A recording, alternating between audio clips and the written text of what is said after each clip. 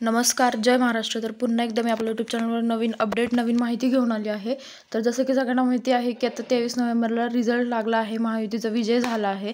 तर आणि लाडक्या बहिणींनाही आणखी वेगवेगळ्या योजना देत आहेत. लाडक्या बहिणींसाठीही नवीन नवीन ते योजना देत आहेत. तर आता नवीन सरकार लगेच स्थापन होणे अनिवार्य नाही आणि राष्ट्रपती राजवटीची शक्यता नाही.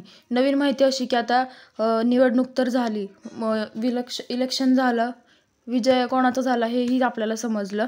पण आता शपथविधी कधी होणार याची सगळे याची वाट बघतात की शपथविधी कोण घेणार, कोण होणार शपथ याचा तर राज्यातील 288 नवीन आमदार निर्वाचित झाल्यासंदर्भातील राजपत्र रविवारी प्रसिद्ध करण्यात आल्याने नवीन विधानसभा अस्तित्वात आली आहे.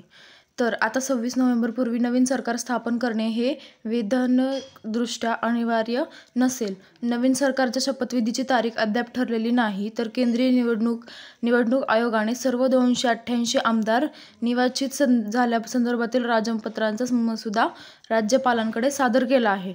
तर राज्यपालाच्या मान्यतेनंतर राजपत्र जारी करण्यात आले. तर या दिवशी राजपत्र प्रसिद्ध केले जाते त्या दिवसापासून नवीन विधानसभा अस्तित्वात आली असे समजण्यात येते. तर ही प्रक्रिया 26 नोव्हेंबरपूर्वी पूर्ण करणे आवश्यक होते, कारण 14व्या विधानसभेची मुदत 26 नोव्हेंबरला म्हणजेच मंगळवारी संपणार होती. तर तरी पण ते राजमुद्रा आल्या नसल्यामुळे त्याचं स्थगित झालं आहे थोडं ते. तर नवीन सरकारच्या शपथविधीचा मुहूर्त अद्याप ठरलेला नाही. तर 25 नोव्हेंबरला वानखेडे स्टेडियमवर शपथविधी होईल अशी शक्यता होती. मी मागच्या व्हिडिओमध्ये पण सांगितलं होतं की 25 नोव्हेंबरला होण्याची शक्यता आहे. पण महायुतीत तशी घाई सध्या दिसत नाही आहे, कारण शिंदे सेना आणि अजित पवार गटाच्या आमदारांच्या रविवारी झालेल्या बैठकीत अनुक्रमे एकनाथ शिंदे आणि अजित पवार यांची गटनेतेपदी नियुक्ती करण्यात आली होती. म्हणजे जे विधानसभेमध्ये अजित पवार आणि आपले एकनाथ शिंदे यांची जेव्हा रविवारी सभा झाली त्याच्यामध्ये त्यांनी गटनेतेपदी नियुक्ती करण्यात आली. त्याच्यामुळे अद्याप त्यांचं काही तसा कौल नाही आहे. तर शपथविधीसाठी आणखी प्रतीक्षा करावं लागणार आहे लोकांना. तर आज सोमवारी म्हणजे नवीन मंत्रिमंडळाचा शपथविधी होणार नाही हे स्पष्ट झाले आहे. तर 26 नोव्हेंबरचे संविधान दिनाचे निमित्त साधून शपथविधी केला जाईल अशी शक्यता आहे असं म्हटलं जात आहे.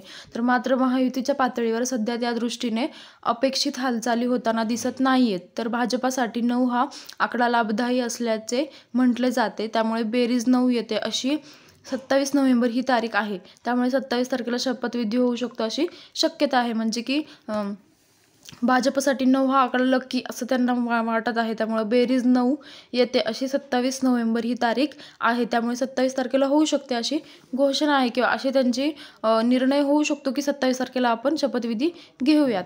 तर मात्र भाजपच्या एका ज्येष्ठ नेत्याने सांगितले की आणखी 3-4 दिवस तरी शपथविधी होणार नाही, कारण भाजपच्या आमदारांची आधी नेता निवडीसाठी बैठक होईल, पण त्याची ही तारीख अद्याप ठरलेली नाही.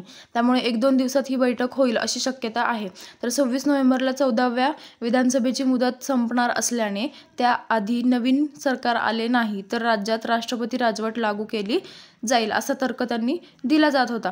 तर पण आता तसे काहीही होणार नाही. तर संवैधानिकदृष्ट्या त्याची गरज देखील नाही असे सरकार म्हणत आहे. तर कुठल्या तरी नेत्याने असं सांगितलं की अजून 3-4 दिवस तरी शपथविधी होणार नाही, कारण भाजपच्या आमदारांची निवडीसाठी जी बैठक होती ती ही बैठक झालेली नाही अजून.